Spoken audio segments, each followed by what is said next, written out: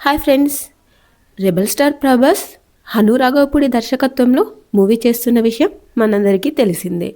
అయితే ఆ మూవీ యొక్క స్టోరీ 1930 బ్యాక్డ్రాప్లో స్వతంత్రానికి ముందు జరిగిన కథా నేపథ్యంలో ఉండబోతుందని కూడా మనకు తెలుసు.